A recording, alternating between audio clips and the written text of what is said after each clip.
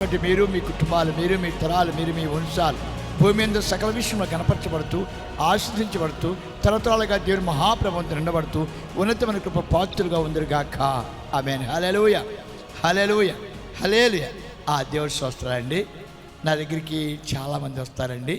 చాలామంది వచ్చినప్పుడు వాళ్ళు ఏం చెప్తారంటే, నేను బాగా ప్రార్థన చేస్తానండి, ఓకే, నేను దేవుడిని నమ్ముకుని చాలా సంవత్సరాలు అయిందండి, ఓకే, నేను ఆ చర్చికి వెళ్తానండి, ఓకే, నేను ఇలాగా నేను చాలా తెల్ల వస్త్రాలు కట్టుకుంటాను, రకరకాలుగా చెప్తారండి. కానీ వాళ్ళు ఒక బాధ చెప్తారు. ఆ బాధ ఏంటంటే, నాకు ఏ సుఖము లేదండి, నాకు ఎటువంటి ఆనందం లేదండి, నేను ఎంతగా ప్రార్థన చేసినా నాకు ఏంటో ఏమీ జరగట్లేదండి, నేను ఎన్ని సంవత్సరాలు దేవుడిని నమ్ముకున్నా నాకు అసలు సుఖం లేదండి, నేను దేవుడు ఎందుకో ఇలాగా అని ఒక చక్కటి ప్రార్థన నా దగ్గర పెడతారండి. నేను ఆ ప్రార్థన అనగానే నవ్వుకుంటానండి. ఎందుకు నవ్వుకుంటానంటారు? అవునండి, చూద్దామండి. సామెతలు 2:7 చూద్దాం. ఆయన యథార్థవంతులను వర్ధిల్ల చేయును, మా యుక్త మార్గము తప్పక నడుచుకుని వారికి ఆయన కేడముగా ఉండును. ఆయన యథార్థవంతులను వర్ధిల్ల చేయును, యుక్త మార్గమున తప్పక నడుచుకుని వారిని ఆయన కేడముగా ఉండని వాక్యాన్ని దేవుడు వినికిడితో రాసించగాక. ఇది యెహోవాకు సర్వీస్ గ్రంథంలో దేవుడి స్తోత్రాలు. దేవుడు ఎవరికి, ఇక్కడ చాలామందికి దేవుడు ఎలా ఉంటాడు అనే సమస్య చాలామందికి తక్కువగా తెలుస్తుంది. ఎందుకంటే ఎంతసేపు మనం హిందూ భారతదేశంలో ఉన్నాం. ఒక మాట అంటారండి, ఆ కులం వాళ్ళు చాలా బాగుంటారండి, ఆ మతం వాళ్ళు చాలా బాగుంటారండి, వాళ్ళు పలానా జాతి వాళ్ళు చాలా బాగుంటారండి, వాళ్ళను మనం దేవుడు నమ్ముకున్నా కానండి వాళ్ళు చాలా బాగా ఆశ్రయించబడతారండి అని మనస్సు నిండా ఉంటుందండి, బయట కాదండి. ఒక పెద్ద ప్రాబ్లం ఏంటంటే, బైబిల్ ఎవరి చేత పట్టుకున్నారు? వాళ్ళందరూ కూడా దేవుని కుమారులు. దేవుడు ఆస్వాదించేవాడై ఉన్నాడు. సకల సృష్టి ఆయన చేతిలో ఉంది. అంచేత ఇక్కడ దేవుడు ఎవరు అనేది చాలామందికి తక్కువగా తెలుస్తుంది. అంచేత దేవుడు ఎవరని చూసినప్పుడు ఆయన ఆత్మస్వరూపి. ఎందుగలడు అందుగలడు ఎందు చూసిన మహాతండ్రి గారు ఉన్నాడు. అంచేత బైబిల్లో దేవుడు ఎలా ఉంటాడు, ఆయన క్రియలు ఎలా ఉంటాయి, ఆయన ప్రవర్తనలు ఎలా ఉంటాయి అనేది వివరించింది బైబిల్. అంచేత చాలామందికి వాక్యము వింటూ ఉంటారు, ప్రార్థనలు చేస్తూ ఉంటారు, కానీ వాళ్ళే ఎంతో భక్తులైపోయినట్టుగా ఫీలింగ్ అవుతారు. ఒకళ్ళు ప్రార్థన చేస్తే, ఒకళ్ళు వాక్యం తెలిసిపోదనుకోండి, అబ్బా ఐఎమ్ ద గ్రేట్ అనుకుంటూ ఉంటారు. దిస్ కాన్ ఇబ్రాహిం అధ్యాయం 1 చూద్దామండి. నీవు నీ దేవుడైన యెహోవా మాట శ్రద్ధగా విని నేను నీకు ఆజ్ఞాపించుచున్న ఆయన ఆజ్ఞలన్నిటినీ అనుసరించి నడుచుకునే యెడల నీ దేవుడైన యెహోవా భూమి మీదనున్న సమస్త జనముల కంటే నిన్ను హెచ్చించిన దేవుడి స్తోత్రాలు. ముందు శ్రద్ధగా ఈ బైబిల్లో ఎవరెలా పాడయ్యారు, ఎవరెలా ఆశ్రయించబడ్డారు, ఎవరికి వ్యాధులు వచ్చినాయి, ఎవరికి కుటుంబాలు నాశనం అయిపోయారు, ఎవరి పిల్లలు తాగుబోతులు అయిపోయారు, ఎవరి పిల్లలు వ్యభిచారులు అయిపోయారు, బహు వివరణగా ఉన్నాయి బైబిల్లో. నేను కూడా దేవుళ్ళలోకి వచ్చినప్పుడు చాలా కన్ఫ్యూజ్ అయ్యానండి. చాలామంది నాకు అర్థం కాని మార్గంలో పయనించాను, కానీ తెలుసుకున్న తర్వాత నేను చాలా భయపడిపోయాను. చాలా భయపడిపోయి ఎలాగా ఇదని చూసినప్పుడు బైబిల్లో ఆయన ఆజ్ఞలు ఉన్నాయి. ఆయనకి వ్యతిరేకంగా జీవిస్తే ఏమవుతాము, ఆయన ప్రేమిస్తే ఏం జరుగుద్ది, ఆయన ఆజ్ఞలు పాటిస్తే ఏం జరుగుద్ది, అవును, నాకు చాలా ఆశ్చర్యం. ఒక వ్యక్తి కనబడుతుంటాడు బైబిల్లో. ఆయన పేరు సౌల్ మహారాజ్. ఈ సౌల్ మహారాజు గాడిదలు కాసుకునేవాడు, మీకు అందరూ బాగా తెలుసు. ఈ గాడిదలు కాసుకునేవాడికి దురదృష్టం కొద్ది గాడిదలు పోయి, ఈ గాడిదలు పోయిన తర్వాత వాడు గాడిదల కోసం చాలా తిరుగుతాడు, ఎక్కడా దొరకవు. సరే, వాడి మనసులో ఒక మాట పెట్టుకుంటాడు, ఈ గాడిదల గురించి చెప్పగల సమర్థుడు ఎవడన్నా ఉన్నాడా దైవజనుడు అని తిరుగుతాడు. కొంతమంది స్త్రీలు చెప్తారు, బాబు ఇలాగా సమయంలోనే ఒక మహా యోగి ఒక ఆయన వస్తాడు, ఆయన దేవుని యొక్క భక్తుడు, ఆయన ఏమి చెప్తా జరుగుద్ది అని చెప్తారు. సరే, సౌలు ఎంత భక్తుడు కాకపోతే ఒక మాట అన్నాడు, అయ్యా దైవజనులను కలుసుకున్నప్పుడు ఒట్టి చెరువుకి వెళ్ళకూడదయ్యా, దైవజనుల దగ్గరికి వెళ్ళినప్పుడు చాలా భయభక్తులతో వెళ్ళాలయ్యా అని ఒక మాట అన్నాడు. అని తనకి ఏవో కొంచెం వెండి సామాను ఉంటే అవన్నీ కరిగించుకున్నాడు, ఛాతీ వెండి చేసుకున్నాడు. అవి పట్టుకుని సరిగ్గా సమయల్ గారు వెళ్ళే దారి పక్కనే, దారిలో కాదండి, దారి పక్కనే తను తన పాలేరు కలిసి మోకాళ్ళు ఉన్నారు. పాపం సమయల్ గారు వెళ్ళిపోయారు, మాట్లాడలేదు. ఫస్ట్ టైం అక్కడ ఒక ఆశ్చర్య విషయం రాయబడింది. పాలేరు అంటాడు, ఈ దైవజనుడు మంచోడు కాదు, ఈ దైవజనుడికి చాలా పొగడ్తనం ఉంది, కొంచెమైనా సరే మనల్ని పలకించలేదు, ఏమయ్యా ఎందుకు వచ్చి అడగలేదంటే అసలు మనల్ని. సౌలు అంటాడు, బాబు దైవజనులు అంటే మాటలు కాదు, దైవజనులు అందరితో మాట్లాడరు, వాళ్ళు ఎంతగానో ప్రశ్నలతో ఉంటాయి కానీ మాట్లాడరు. పాలేరు అంటాడు, నాయనా ఆయన నువ్వు పండగాని నేను మట్టికి రాను ఆయన దగ్గరికి, నీ బాధలే నువ్వు పడమంటాడు. ఒకటో రోజు మోకాళ్ళ మీద ఉంటాడు, రెండో రోజు మోకాళ్ళ మీద ఉంటాడు, మూడో రోజు మోకాళ్ళ మీద ఉన్నప్పుడు సమయల్ గారు చెప్పిన మాట, అయ్యా నీవు రాజు కాబోతున్నావట. అయ్యగారు నాకు గాడిదలు పోనండి అయ్యగారు. ఓరిపిచ్చోడా, నీవు గాడిదలు కలిసేవాడు కావు, నువ్వు రాజు కాబోతున్నావు, నీ దేవుడు రాజుని చేస్తున్నట్ట, దేవుని శక్తి నీ మీదకి వస్తుందంట, దేవుని బలం నీ మీదకి వస్తుందంట, నువ్వు చాలా గొప్ప బలవంతులు అవుతున్నావట, నువ్వు దేవుని యొక్క పరిపాలన చేస్తావట అని చాలా చక్కగా సమయల్ గారు మరి ఆయన చాలా హుందాతనం గలవాడని చెప్పేసి కూడా బైబిల్ రాయబడింది. సరే, ఏ 4 చెప్పాడు, వెళ్ళిపోయాడు. సౌలు గారిని నమ్మలే, కానీ అక్కడికి వెళ్ళిన తర్వాత ఆయనకి ఆత్మ ఇచ్చింది. ఫిలిష్తీయులు, మాదీయులు, పరిజీయులు అందరూ కూడా ఈ యొక్క ఇజ్రాయెల్ చంపేయాలని ప్రయత్నం చేస్తున్నారు. అదే టైంలో దేవుని యొక్క ఆత్మ సౌలు మీదకి వచ్చిందంటే రాగానే ముక్క కింద నరికేసాడు అందరినీ. 4 రాజ్యాలకి రాజు అయిపోయాడు. ఆమేన్. రాజు అయిన తర్వాత ఎలా ఉండాలంటారు మీరు చెప్పండి? ఎంత భక్తుడిగా ఉండాలంటారు చెప్పండి, మీరు చెప్పండి. అడిగి ఏమొచ్చిందండి? మహాగర్వం వచ్చింది. I am the king of king. దేవుని ఆశీర్వాదం చేత నేను ధనవంతుడయ్యాను, దేవుని ఆశీర్వాదం చేత నేను రాజునయ్యాను, నా చేతిలో ఏమీ లేదు, ఇదంతా దేవుని శక్తి అని సౌలు ప్రార్థన చేయవలసిన మానేసి దావీదు ఎప్పుడైతే గొలియాతుని చంపుతాడో సౌలు అతని మీద కక్ష పట్టాడు. నేను తప్ప ఎవరు రాజుగా ఉండకూడదు. ఆహా, ఎంత గొప్ప శక్తి! ఎంతోమంది గొలియాతు చేతులు చనిపోయారు, ఎంతోమంది గొలియాతు చేతులు నాశనం అయిపోయారు.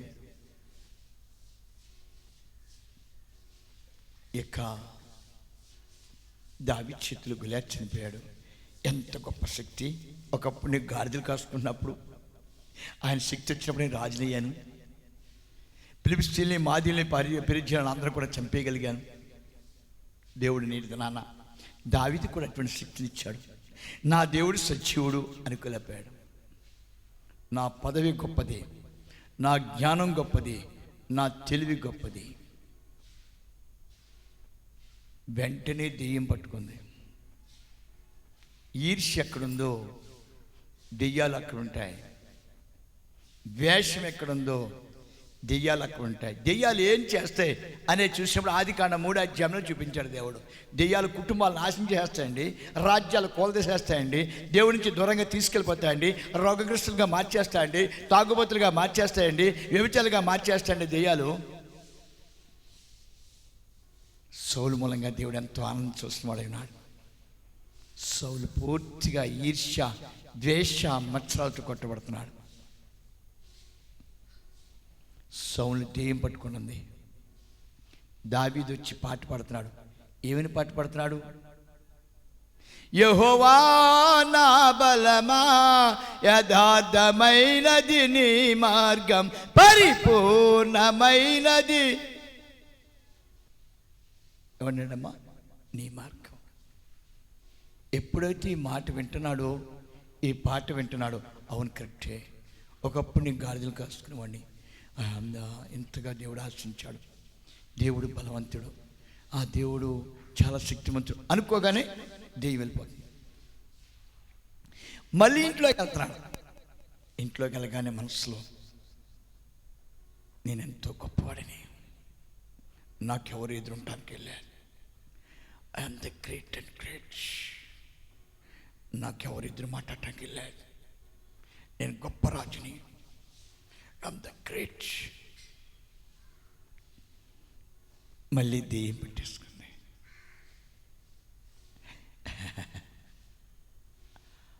అవును, కక్ష, ఈర్ష్య, ద్వేషం వల్ల సౌలు తన కుటుంబాన్ని భూలోకం లేకుండా చేశాడు.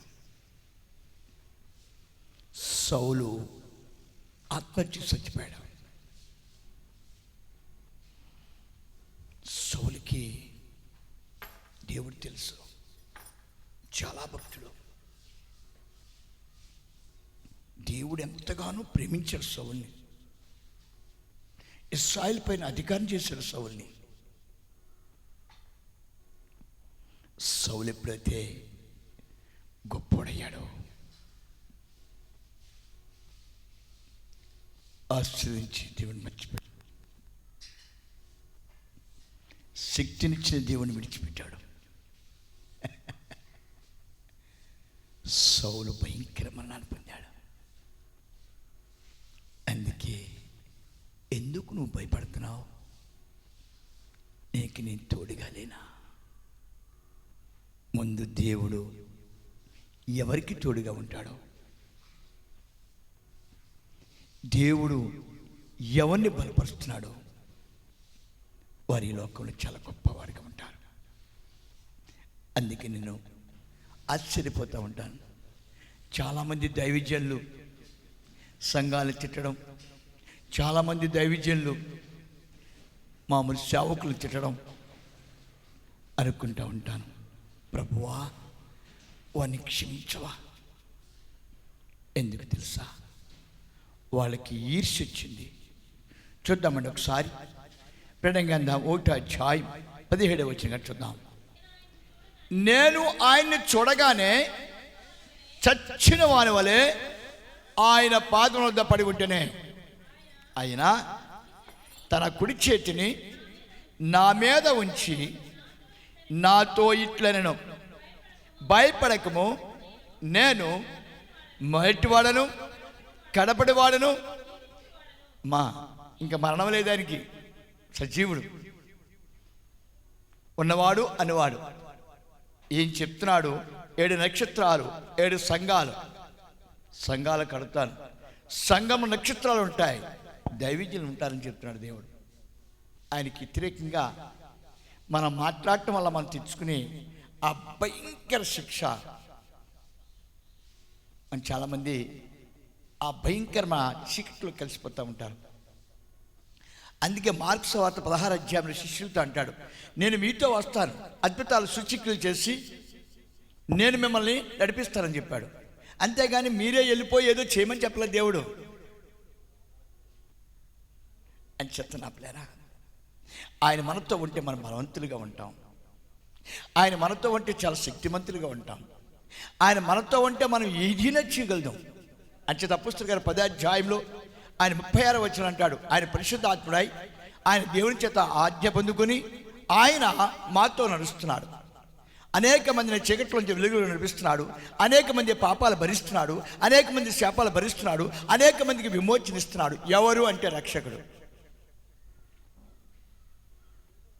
అంచేత భగవంతుడు ఎక్కడున్నాడు? ఎలా ఉంటాడు ఆయన? అవునండి, ఎందుకు పనికిరాని అబ్రహాం ఒక రోజున పిచ్చివాడిగా ఎడారిలోకి వెళ్ళిపోయాడు. ఎడారిలోకి వెళ్ళి వాడు చేసిన పని అంటే చిన్న గుడారం వేసుకున్నాడు. చిన్న గుడారంలో చిన్న మందసం కట్టుకుని ప్రార్థన చేయటం ప్రారంభించాడు. సాధారణంగా ప్రార్థన చేసేటప్పుడు చాలా పెద్ద పెద్ద మాటలు మనం మాట్లాడతాం. నాయనా నాయనా అని. అబ్రహాం గారు చెప్తున్నాడు, నీవెక్కడా నేనెక్కడా? అమరుడా నన్ను క్షమించు. అయ్యా అయ్యయ్యా, ఇంతవరకు నేను భయంకర చీకట్లో జీవించానయ్యా. అన్ని విషయాల్లో ఓడిపోయినయ్యా. నన్ను క్షమించవా? నా దగ్గరికి రావా? నువ్వు నా దగ్గరికి రావా నాన్న? దీనాత్ములు ధన్యులు, వారి దేవుని కృపకు పాత్రలు. దీనాత్ముడే దేవుని సన్నిధిలో ప్రార్థించాడు. దేవుడు దిగి వచ్చాడు. ఎడారి సెలేరుగా మారిపోయింది. గొప్పవాడిగా మారిపోయాడు. ధనవంతుడైపోయాడు. తమ్ముడు అడుగుతాడు, అన్నయ్య నేను ధనం తీసుకుని వెళ్తాను. ఎక్కడికి వెళ్తారో తమ్ముడు నువ్వు?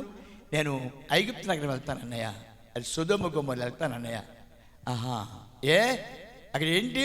అదే అక్కడ పిల్లలు చదివించుకుందామని అక్కడ డాబాలు అయ్యి ఉన్నాయి, అక్కడ అన్నీ ఉన్నాయి. మరి మందిరం ఉందరా? అక్కడ మందిరం ఉండదులే. అక్కడ దైవజనం లేరు. పాపులుండి స్థలంలోకి లోతు తెలిపాడు. అబ్రహాం గారు దేవుడింటి స్థలంలో అబ్రహాం ఒకే మాట చెప్పాడు, నాకు దేవుడుంటే చాలు. ఆయన ఉంటే నాకు అన్నీ ఉంటాయి. ఆ కృపామైన నీడలో నా జీవితాన్ని నిలబరుచుకుంటాను. ఆ నీడలో నా బ్రతుకుని తెల్లార్చుకుంటాను. అవును, దీనుడిగా మారిపోయాడు అబ్రహాం. ఒక రోజున ఆ యొక్క గురువు గారు వచ్చినప్పుడు ఆయనకి ఆర్ఘ్యపాద్యం చెల్లించాడు. ఎవరికి చెల్లించినట్టు? దేవునికి చేసినట్లుగా ఆయన పాదాలు కడిగాడు. ఆయనకి ఆర్ఘ్యపాద్యం చెల్లించాడు. ఆయన ముందర చాలా దీనుడిగా ఉన్నాడు. వెంటనే యాజకుడు అన్నాడు, నేటి కాలానికి నువ్వు కుమారుని కనపడుతున్నావు. అక్కడ సౌలు దగ్గరికి ఈ యాజకు రూపంగా ఉన్న సమీలు వచ్చాడు. ఇక్కడ యాజకు రూపంలో ఉన్న ఓ గురువు వచ్చి అంటాడు, నువ్వు గొప్ప ఆశీర్వాదానికి అర్హుడుగా మారావు. ఇంకా ముందుకు వెళ్ళినప్పుడు అంటాడు, అబ్రహామా విస్తారణ జనాంగానికి తండ్రిగా మారిపోతున్నావు. అబ్రహామా నువ్వు గొప్ప నీతిమంతుడు కాబట్టి నువ్వు నించిన ప్రతి స్థలం భూమి ఆస్వాదించబడుతుంది. గొప్ప ధనాన్ని నమ్ముకున్న లోతు, గొప్ప ధనాన్ని తీసుకెళ్ళిన లోతు సొదొమ గొమొర్రాలో తగిలిడిపోయాడు. ఎడారిలో బికారిగా మిగిలిపోయిన ఆదాము దేవుని చేత సకల విషయంలో ఆశ్రయించబడ్డాడు. ఆయన సజీవుడు, ఆయన జీవం గలవాడు. ఆయనకి ఎవరికి కావాలి? అబ్రహాము దేవుని నమ్మెను, అందుకే అతను ఆశ్రయించబడ్డాడు. లోతు ధనాన్ని నమ్మాడు. మనలో చాలామంది నా కొడుకు పెద్దోడు అవ్వాలి, నా కొడుకు చాలా శక్తివంతుడు అవ్వాలి, నా కొడుకు పెద్ద ఇంజనీర్ అవ్వాలి, అదేదో పెద్ద గ్రేట్ అన్నట్టుగా. మనసారా తండ్రి, నా బిడ్డ మంచి నీతిమంతుడు అవ్వాలండి.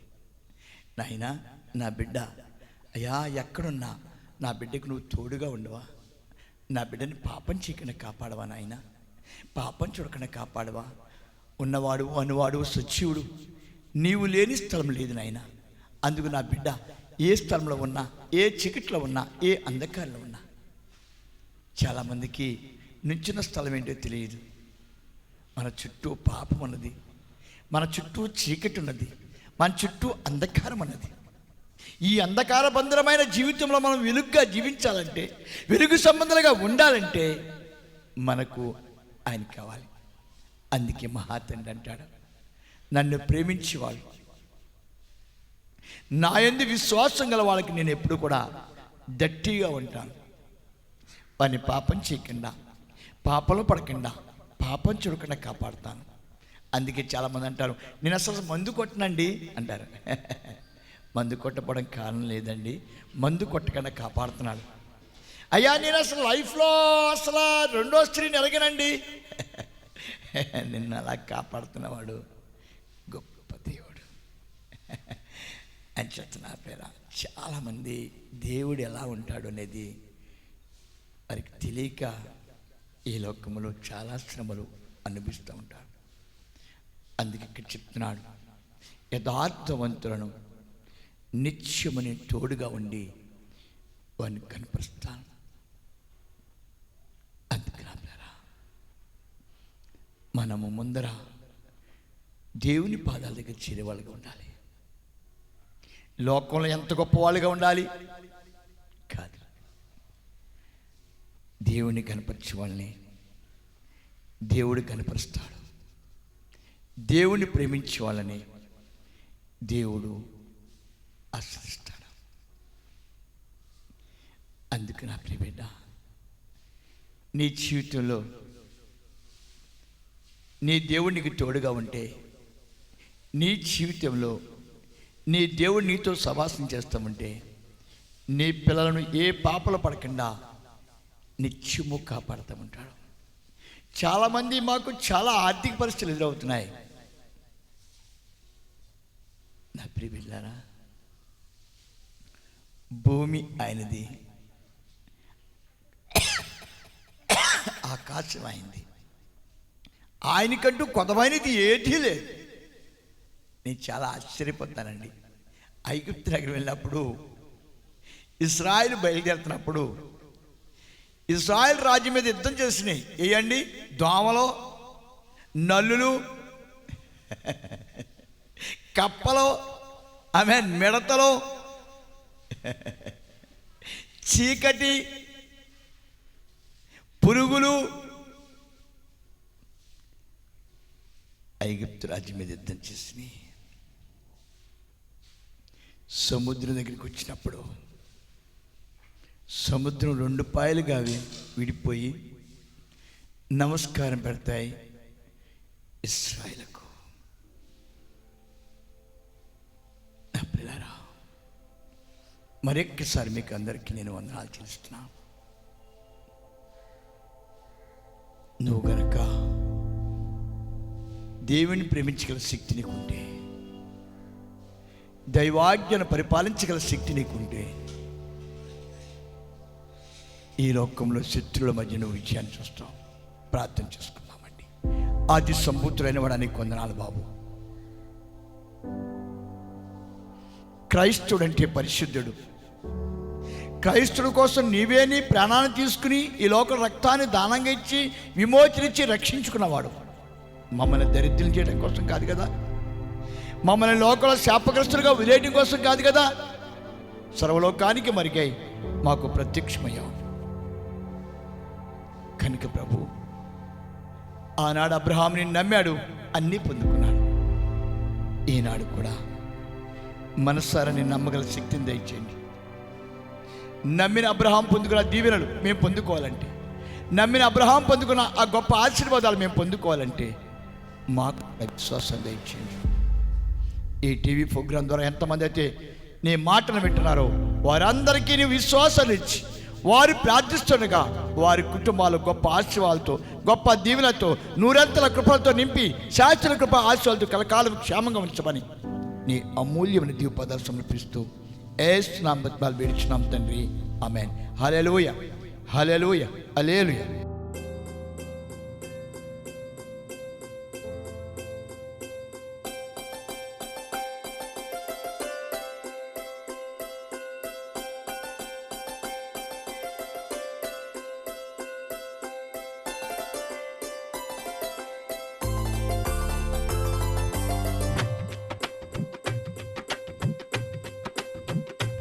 సృష్టికర్త యేసుదేవా, సర్వలోకం నీ మాట వినును. సృష్టికర్త యేసుదేవా, సర్వలోకం నీ మాట వినును. సర్వలోకనాథ సకలం నీవేగా, సర్వలోక రాజా సర్వము నీవేగా. సన్నుతింతును అనునిత్యము.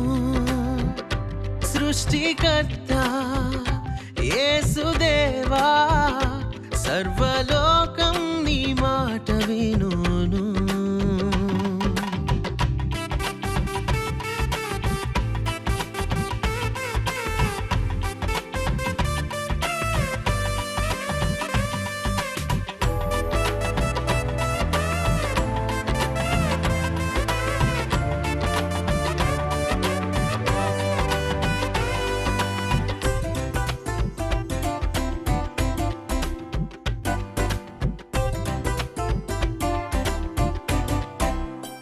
సృష్టికర్త యేసుదేవా, సర్వలోకం నీ మాట వినును.